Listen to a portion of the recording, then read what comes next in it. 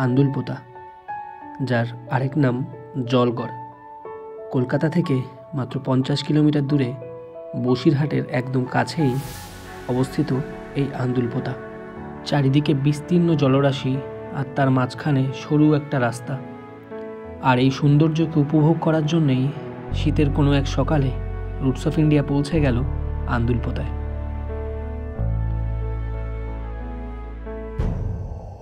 তো good morning viewers, roots of ইন্ডিয়ার একটা নতুন ভিডিওতে তোমাদের স্বাগত জানাচ্ছি। এখন রয়েছি আমি আন্দুলপোতাতে। অনেক দিন ধরে ভাবছিলাম আন্দুলপোতায় আসবো করে, কিন্তু বাড়ির এত কাছে, মাত্র 35 কিলোমিটার দূরে হওয়া সত্ত্বেও কিন্তু এতদিন ধরে আন্দুলপোতায় আমার আসা হয়নি। তো ফাইনালি এসে পৌঁছেছি। এখন মোটামুটি ঘড়িতেই 7:30 থেকে 8:45 বাজে। বেশ ভালো ঠান্ডা লাগছিল যখন আসছিলাম। এখন অনেকটা রোদ উঠেছে, কিন্তু যেহেতু শীতকাল এখন কিন্তু সেরকম লোকজন নেই। এখানে বর্ষাকালেই লোকজন বেশি থাকে, কিন্তু আমার কেন জানি না মনে হলো যে শীতকালেই একবার আসা যাক, নতুন করে এক্সপ্লোর করা যাক আন্দুলপোতাকে। ভোরের আলো তখন সবে ফুটতে শুরু করেছে, আর আমার বাইককে নিয়ে আমি রওনা দিলাম আন্দুলপোতার দিকে। আন্দুলপোতা যেতে গেলে প্রধানত দুভাবে যাওয়া যায়।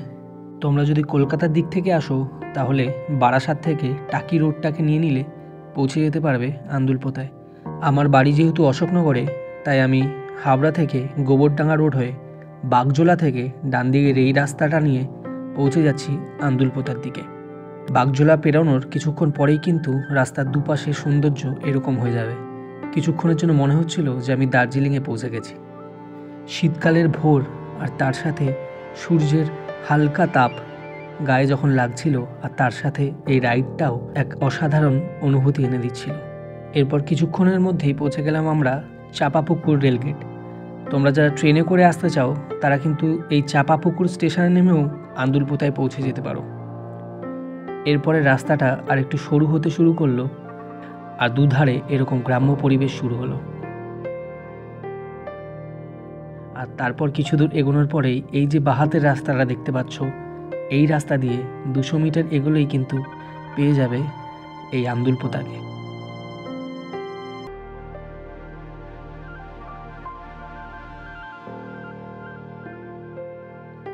এই আন্দুলপোতার ভিজিট করার সবথেকে সুন্দর সময় হচ্ছে বিকেলবেলা। কিন্তু এটাও শোনা যায় যে বিকেলবেলার পর থেকে কিন্তু এখানে অনেক রকম অ্যান্টি সোশ্যাল কাজবাজও হয়। তাই আন্দুলপোতায় আসার জন্য আমি ভোরবেলাকেই বেছে নিয়েছি। তোমরা তোমাদের সুবিধে মতন চলে আসতে পারো। যেহেতু এটা শীতের সকাল, লোকজনের সংখ্যা কিন্তু খুবই অল্প ছিল।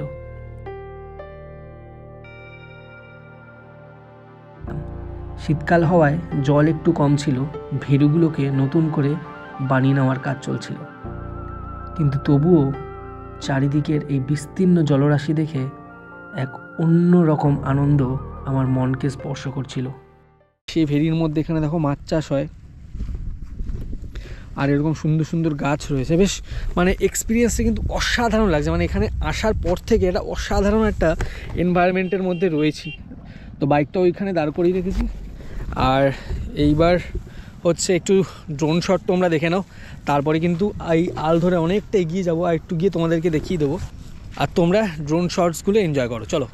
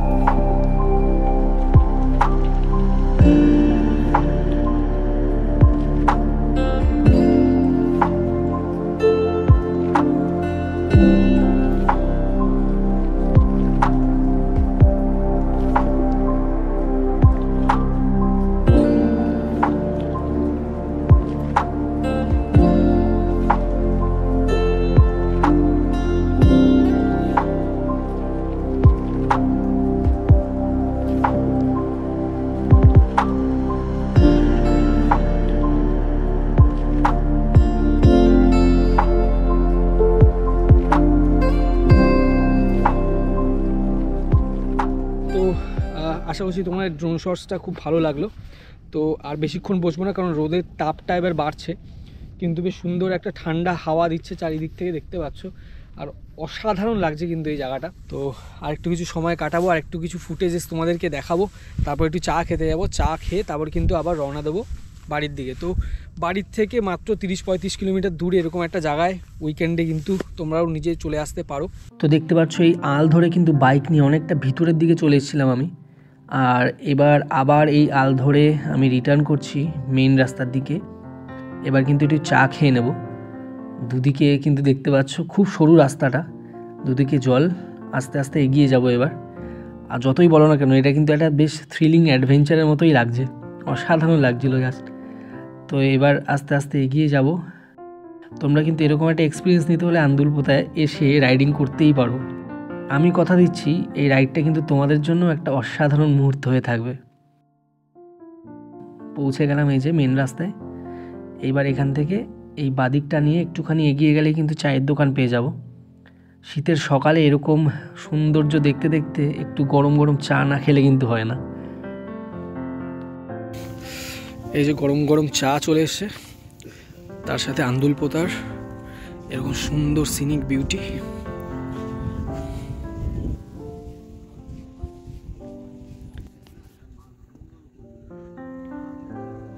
তো আশা করছি ভিডিওটা তোমাদের ভালো লেগেছে। ভিডিও ভালো লাগলে কিন্তু লাইক অ্যান্ড শেয়ার করতে ভুলবে না। আর তোমাদের যদি কোনো ফিডব্যাক দেওয়া থাকে সেটা কিন্তু কমেন্ট সেকশনে জানাবে। আর এরকম আরও ভিডিও দেখার জন্য কিন্তু চ্যানেলটাকে অবশ্যই সাবস্ক্রাইব করবে।